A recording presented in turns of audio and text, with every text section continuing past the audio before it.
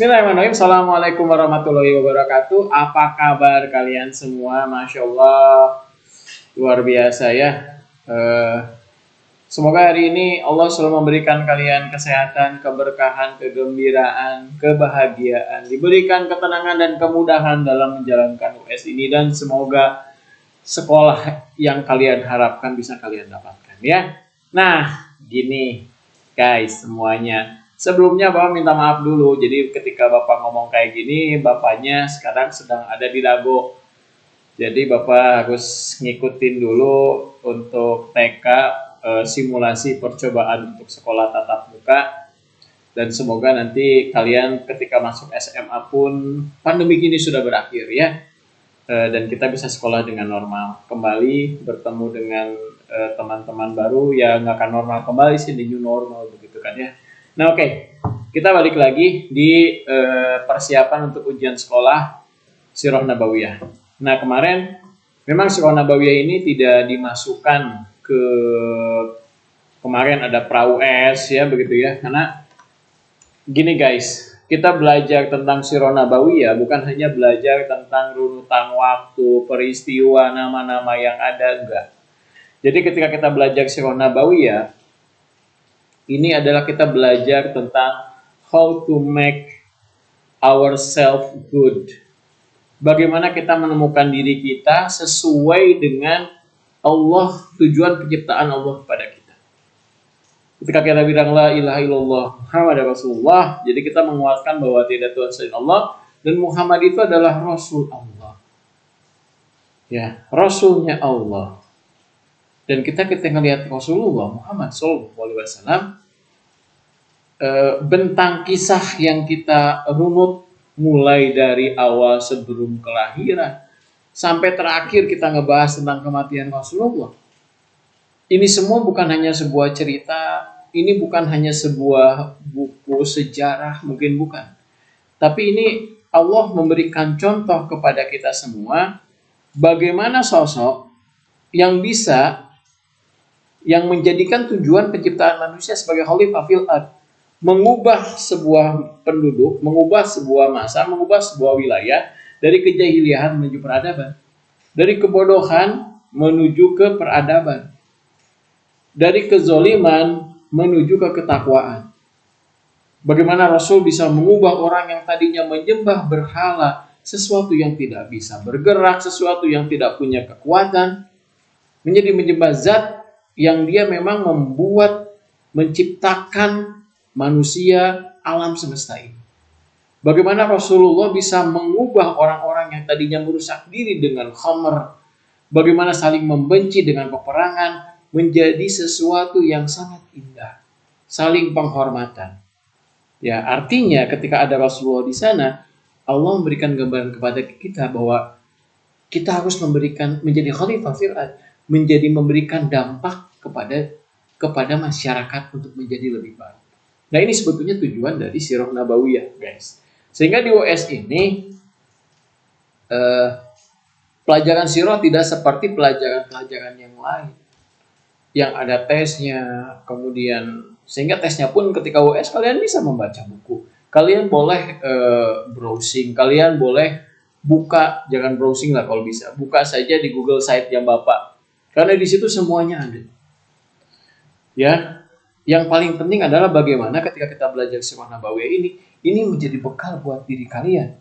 Ketika nanti di SMA, ketika nanti kuliah, sungguh sangat tidak terasa waktu ini guys. Ketika kita lihat fase dari Rasulullah, fase dari kehidupan Rasulullah, ya, mulai dari fase fase pra-Rasul, kemudian fase persiapan, kemudian fase pembebanan. Apa itu fase persiapan? Persiapan untuk diberikan beban untuk menjadi khalifah.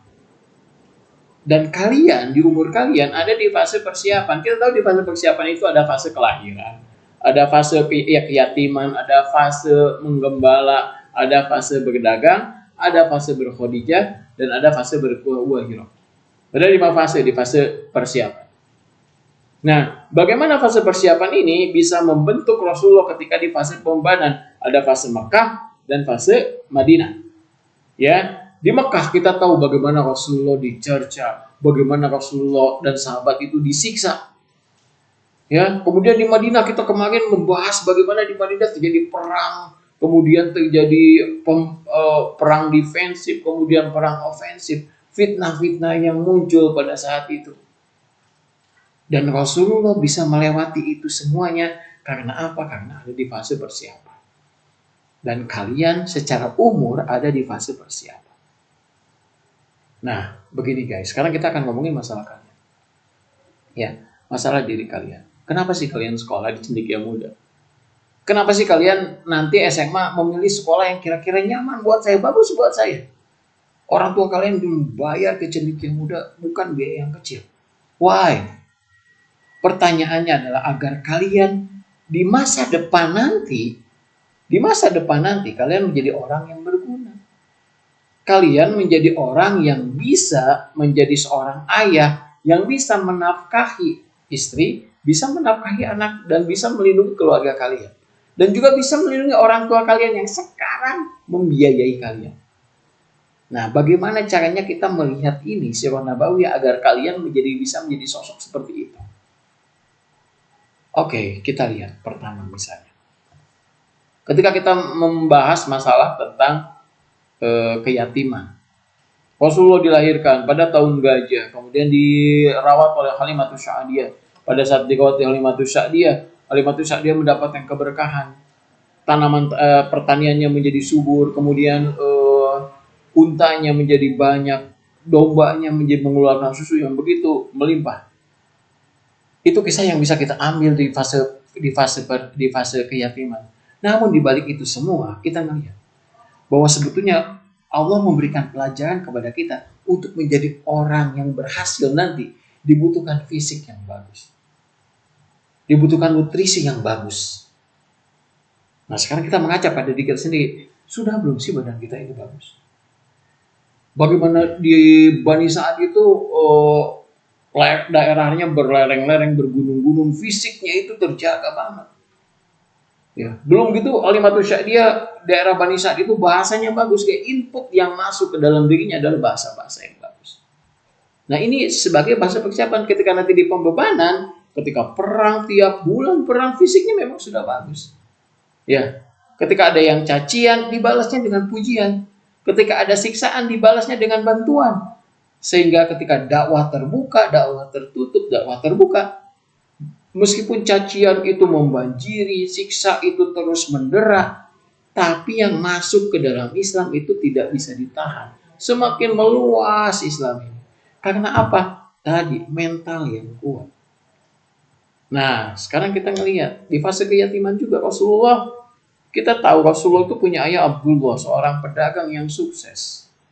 Tapi Allah mewafatkan ayahnya Rasulullah. Rasul itu kakeknya itu adalah Abdul Muttalib. Kita tahu Abdul Muttalib adalah pemimpin di kota Makkah. Tapi Allah wafatkan Abdul Muttalib itu. Ini pelajaran yang sangat besar. Apa artinya? Ketika orang berada di tempat yang nyaman, maka dia akan ada di zona nyamannya dia. Tapi Allah seakan memberikan gambaran kepada kita bahwa untuk menjadi khalifah, untuk menjadi pribadi yang baik di masa nanti, kita harus berani keluar dari comfort zone kita. Masuk ke fear zone, masuk ke fase menggembala, fase berdagang, menggembala. Mencari uang sendiri. Meminta kepada Abu Thalib, izinkan saya ikut berdagang ke Syam di umur 12 tahun. Padahal itu berat, berdagang ke Syam terus berhadapan dengan lingkungan yang sangat keras. Belum lagi ada binatang-binatang buas, ada perampok-perampok yang mungkin bisa membahayakan nyawa di jalan. Tapi Rasulullah keluar dari zona nyamannya, masuk ke fear zone agar menjadi seorang pedagang. Yang akhirnya di umur 19 tahun kita tahu diberikan gelar Al-Amin. Hasil dari berdagangnya tersebut. Nah, now we talk about the passion. Rasulullah mungkin Allah memberikan contoh kepada kita bagaimana dari berdagang tersebut bisa mendapatkan status sosial dan juga status ekonomi yang baik pada diri Rasulullah. Di umur 19 tahun sehingga ketika menikah di umur 22 tahun kita tahu betapa banyak sekali mahar yang diberikan kepada seorang Khadijah. Ya, nah sekarang kita ngomong masalah kita, masalah kalian.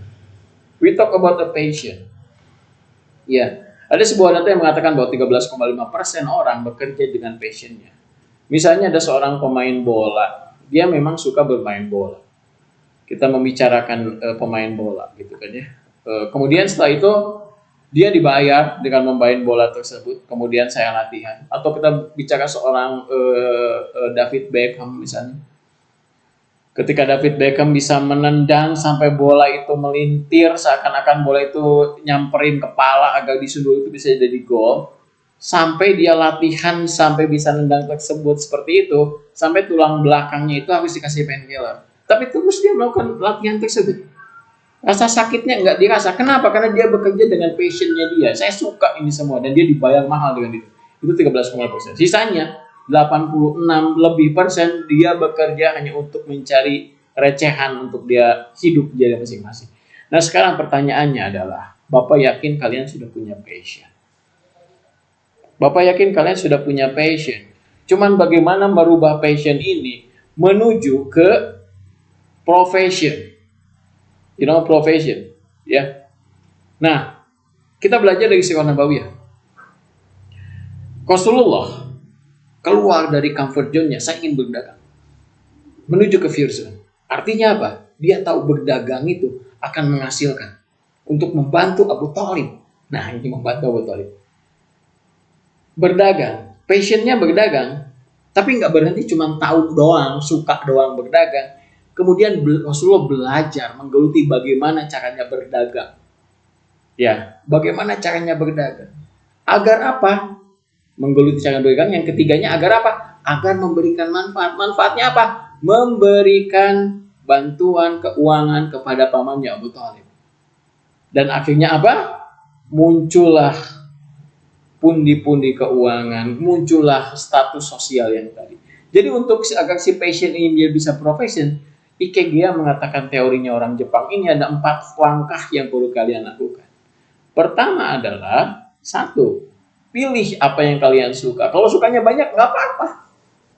Itu karunia dari Allah. Kalau kalian menyukai banyak, oh saya pengen jadi dokter, oh saya pengen jadi arsitek, saya pengen jadi pesepak bola, pengen jadi atlet bulu tangkis, saya pengen jadi bagian IT. No problem, pilih itu semua. Jangan pilih. Alhamdulillah, syukuri ketika kalian punya keinginan. Tapi tidak cukup cuma buat keinginan, guys. Nggak cukup. Yang kedua, kuasai itu semua. Bagaimana cara kuasainya? Keluar dari comfort zone kalian. Nggak ada orang yang bisa menguasai dengan cara rebahan. Keluar dari comfort zone kalian. Ya, ngomong-ngomong soal keluar dari comfort zone, Allah itu udah ngasih kalian fitrah di umur kalian ini. Fitrah apa? Berdagang itu Rasulullah menemukan tempat baru, menemukan orang-orang baru. Sehingga Rasul menemukan tempat, menemukan wadah. Di sini saya bisa menempatkan berdagang. Saya tahu berdagang kayak gini, saya mau jual sama dia. Saya mau jual di daerah itu. Ini umurnya memang di umur kalian. Makanya jangan kaget kalau kalian senang San Mori. Jalan-jalan menemukan tempat baru, oh saya senang untuk camping di tempat yang baru. Saya senang ketemu dengan teman-teman baru. Yes, itu penting. Itu anugerah yang berikan Allah. Agar apa? Agar passion kalian bisa menjadi profession. Yang suka main bola, oke, saya mau ketemu teman. Oh, ternyata di sini dia senang main bola. Ikut latihan sama dia. Ya. Yang suka ingin menjadi dokter, oke, saya ingin ngumpul. Oh, ternyata ada webinar tentang kedokteran. Ikut, nanti kalian punya komunitas di situ. Geluti itu, kuasai itu. Ya, kemudian nanti setelah beres, oh saya sudah bisa main bola nih. Oh, nggak cukup di situ. Banyak loh orang yang jago main bola, ujungnya itu dia jadi tukang kopi misalnya. Banyak loh orang yang sarjana kedokteran, ada loh sarjana kedokteran, tapi ujungnya dia bisnis baju misalnya. Banyak loh ada orang yang memang dia ahli IT, tapi ujungnya kerjanya di bank gitu loh, jadi teller misalnya gitu.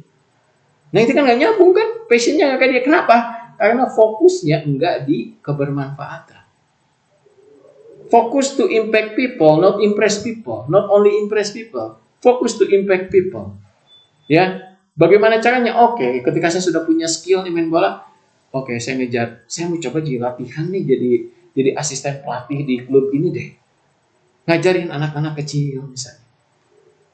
Jangan dulu ngomongin masalah nanti dikasih duitnya, itu mah urusannya nanti. Beda lagi, tapi fokus to the impact aja dulu. Oh, saya nih udah senang nih soal kedokteran, saya coba boleh nggak ada saudara atau ada teman saya magang, jadi ini aja lah tukang suhu di kliniknya gitu misalnya. Sehingga tahu gambarannya, saya bisa dapat memberikan manfaat dari keinginan saya ini. Ada yang jago IT, oke lah saya ingin cobalah Pak Haris, saya boleh nggak jadi asisten buat guru nanti gini ya, ke Pak Haris misalnya, buat kan Pak Haris DLT ya, Digital Learning Team di SMP ya, asisten misalnya. Nah, fokusnya kepada impact people dulu ya, jangan dulu kepada hasil. Nanti penghasilan profesinya akan ngikutin sama kalian. Untuk itu semua tentunya harus keluar dari comfort zone kalian, masuk ke fear zone. Orang bule sana mengatakan your future is your daily routine. Ada istilah kayak gitu. Masa depan kalian adalah rutinitas kalian sehari-hari. If you are wake up at 2 o'clock in the morning or 3 o'clock in the morning, kalian bangun jam 3, kalian kemudian mengatur kemalasan, kengantukan kalian. Saya harus tahajud dulu.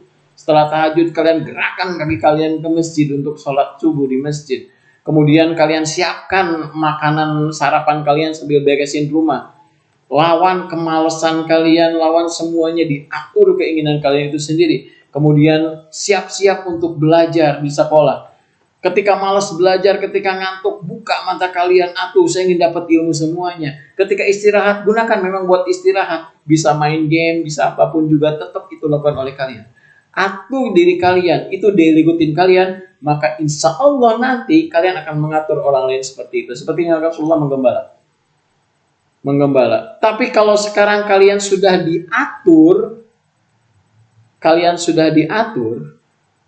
diatur oleh ngantuk, bangun 5:30, ya, diatur oleh malas, sudah 5:30 ngecek handphone, udah sholat, ya, diatur oleh misalnya game, ya, bukan nggak boleh main game, tapi diatur oleh game itu berbahaya sehingga belajarnya nggak bagus. Siap-siap nanti kalian akan jadi orang yang diatur, ya. Jangan takut untuk mengejar mimpi, men. Jangan takut untuk mengejar mimpi, keluar dari fear zone kalian. Kalau kalian takut mengejar mimpi kalian sekarang, ingat, suatu saat nanti pasti akan ada orang yang membayar kalian untuk mengejar mimpinya yang sama dengan mimpian kalian. Sebuah kapal itu akan nyaman, akan aman ketika dia bersandar di pelabuhan. Tapi orang membuat kapal bukan buat itu. Kapal itu didesain untuk dia menabrak ombak, dia menerjang badai, membawa barang, membawa orang dari satu tempat ke tujuan yang sudah ditentuin. Allah sudah ciptakan mata kalian bisa melihat, bukan buat hanya untuk tidur saja. Allah sudah menciptakan mulut kalian untuk bisa ngomong dengan baik, untuk mempengaruhi orang agar orang jadi lebih baik. Allah sudah membuat tangan kalian, kaki kalian untuk bisa bergerak agar bisa menuju ke suatu tempat. Oke, men? Nah, itulah didesain sudah seperti itu. Kalian sudah didesain untuk menjadi perubah peradaban ini menjadi lebih baik. Oke, guys? Nah, itu tujuan dari Sirah Nabawiyah. Sehingga di US ini, pertama yang akan kalian lakukan adalah, pertama kalian akan membuat mind map dari Sirah Nabawiyah. Contohnya kayak gini, Bapak akan ngasih ini adalah peta alur Sirah Nabawiyah. Caranya adalah tempatkan kotak-kotak hijau pada slide terakhir. Bapak akan lihatkan slide terakhir. Nah, ini ya. Ada 1, 2, 3, ada 15 ya. Oke, tepat pada peristiwa masing-masing. Lalu beri keterangan kisah dan ambil hikmahnya. Misalnya ini Bapak ambil di sini. Fase keyatiman, ini ada 3 warna hijau, oke? 1, 2, 3. Peristiwa. Nah, peristiwanya kalian di sini. Kira-kira keyatiman itu apakah Hilful Fudul, apakah tahun gajah, apakah turunnya wahyu, misalnya tahun gajah itu kalian simpan ini tahun gajah di sini. Ketik kalian di sini, misalnya di sini klub tahun gajah. Peristiwanya apa? Kalian cari peristiwanya. Ya, kalian cari peristiwanya. Kemudian hikmahnya apa? Kalian cari hikmahnya menurut kata-kata kalian sendiri. Tahun gajah itu seperti apa? Itu di slide di G-Site udah ada, di buku udah banyak lagi kayak gini. Ya, boleh buka buku, boleh buka site, boleh. Hikmahnya kalian tulis semua. Oke? Nah ini nanti akan ada di 3 fase ini. Bapak baru ngasih sama kalian fase keyatiman saja. Nanti ada fase persiapan, kemudian di fase pembanaan nanti ada fase Mekah, fase Madinah. Kalian buat ini semua, jadi kalian punya gambaran itu semua. Nah kemudian nanti di akhirnya kalian akan membuat sebuah video yang nyambung dengan passion kalian yang tadi. Misalnya begini, oke, nama saya Yogi. Oke, saya ingin menjadi seorang saya ingin menjadi seorang dokter. Sosiopreneur di bidang dokter. Saya nanti akan ingin menjadi sebuah rumah sakit di mana saya dokter di sana dan orang yang berobat ke saya itu bisa dibayar dengan sampah, dengan botol plastik, terutama buat orang-orang yang tidak mampu. Saya ingin membuat rumah sakit seperti itu, klinik-klinik seperti itu di hampir setiap kabupaten kota yang ada di Indonesia. Kayak gitu kan ya. Nah, ambilnya itu adalah fase persiapannya adalah pertama. Kita mengambil ibroh di fase persiapan di kelahiran Rasulullah di Bani Sa'ad. Di mana pada saat itu Rasulullah dipindahkan ke Bani Sa'ad untuk menghindari penyakit yang ada di Mekah. Oleh karena itu penting sekali bagi anak-anak untuk terbebas dari penyakit. Sehingga keberadaan seorang dokter yang bisa menyehatkan anak-anak kecil, dan anak-anak kecil ini sangat penting. Dan tidak semua anak kecil ini beruntung. Terkadang ada anak kecil yang tidak beruntung, yang orang tuanya tidak mampu untuk mengobati ketika sakit di rumah sakit. Maka saya ingin membuat sebuah klinik di mana ketika ada seorang yang sakit, anak-anak itu sakit, datang ke klinik saya, tidak perlu membayar dokternya, cukup dengan dia membawa botol sampah. Nah itu misalnya contohnya, cukup segitu aja bikin video 3 menit, tapi yang bisa menginspirasi dari Sirah Nabawiyah ini untuk diri kalian nanti ke depannya. Oke guys, semoga kalian mengerti. Kerjakan ini saja dulu. Bismillah, dan Bapak selalu terbuka untuk diskusi. Dan insya Allah nanti pun Pak Edi, kemudian Pak Ogi akan ada fase kalian datang ke sekolah. Dan ini memang betul-betul akan bisa didiskusikan langsung dengan Bapak secara offline agar bisa membentuk diri kalian. Oke, itu saja yang bisa Bapak berikan guys ya. Selamat mengerjakan dan semoga kalian selalu Allah berikan petunjuk, dan Bapak yakin kalian akan bisa membuat diri kalian, orang tua kalian, negara ini dan dunia ini jauh lebih baik lagi. Oke, terima kasih. Selamat mengerjakan. Assalamualaikum warahmatullahi wabarakatuh.